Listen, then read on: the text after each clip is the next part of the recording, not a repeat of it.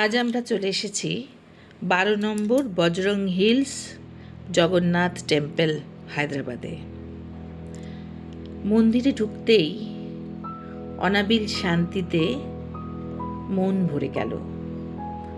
মন্দিরের চারপাশের দেওয়ালে বিষ্ণুর 10 অবতারের বিভিন্ন চিত্রকল্প সুন্দর করে খোদাই করা আছে। পুরীর জগন্নাথ মন্দিরের আদলে কলিঙ্গ কালচারাল ট্রাস্ট এই মন্দিরটি তৈরি করেছেন। মন্দিরের প্রবেশদ্বার, আমরা আস্তে আস্তে মন্দিরের ভেতরে প্রবেশ করলাম।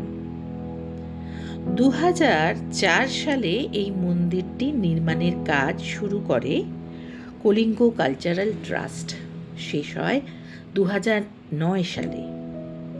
এই 1992 সালে উড়িষ্যার কিছু মানুষ হায়দ্রাবাদে এই জগন্নাথ মন্দির প্রতিস্থাপন করার যে পরিকল্পনা নিয়েছিলেন তা 5 বছরে বাস্তবায়িত হয়ে ওঠে এক অপূর্ব রূপ নিয়ে। এই মন্দিরের দেওয়ালে খচিত কলিঙ্গ শিল্পকলা আপনাদের দৃষ্টি আকর্ষণ করবেই। মন্দিরের ভেতরে প্রবেশ করার পর আমরা এগিয়ে চললাম দেব জগন্নাথকে দর্শন করার উদ্দেশ্যে। পথে বারবার আমার ছেলের চোখ আটকে যাচ্ছিল এই মন্দিরের দেওয়ালে খচিত পাথরের ওপরে সজ্জিত বিভিন্ন মূর্তি, দেবদেবীর মূর্তি এবং শিল্পকলার দিকে। আস্তে আস্তে এই সিঁড়ি ধরে আমরা শৃঙ্খলাবদ্ধভাবে এগিয়ে চললাম মন্দিরের মূল দেবতা জগন্নাথ দেবকে দর্শন করার জন্য। এই হেন সুন্দর এবং পবিত্র পরিবেশে এসে মন এক ধর্মীয় ভাবনায় আপ্লুত হয়ে উঠছিল। দেবস্থান সবসময়ই মনকে আলাদা এক অনুভূতিতে ভরিয়ে তোলে।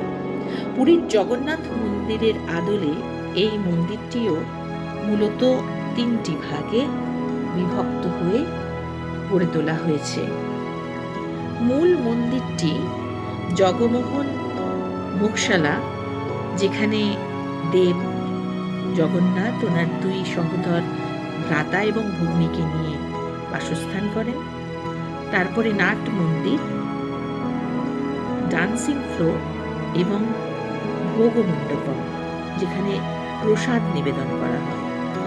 এই 3টি ভাগে উড়িষ্যার জগন্নাথ মন্দিরের আদলে এই মন্দিরটি গড়ে তোলা হয়েছে। মোক্ষশালা, নাট মন্দির এবং মণ্ডপা প্রসাদম। আস্তে আস্তে আমরা এগিয়ে চললাম। কোনো ঠেলাঠেলি নেই, চিৎকার চেঁচামেচি নেই, সুশৃঙ্খলাবদ্ধভাবে সকলে এগিয়ে চলেছে। মার একটু ছবি তুলে নিলাম। মা আজকে বিশেষ খুশি এই মন্দিরে জগন্নাথ দর্শনে এসে। আস্তে আস্তে এগিয়ে চলেছি, মনে ভাবছি শেষ পর্যন্ত আপনাদের দেবতার দর্শন করাতে পারবো তো। সব জায়গায় তো গর্ভগৃহে ঢোকার আগে মোবাইলটি বন্ধ করে দিতে বলা হয়। এগিয়ে চলেছি আস্তে আস্তে। আমার ক্যামেরা বারবার ঘুরে ঘুরে মন্দিরের শিল্পকলা, পাথরের গায়ে খচিত সমস্ত কারুকার্যের দিকে চলে যাচ্ছিল। এইবারে আমরা নাট মন্দিরে প্রবেশ করব।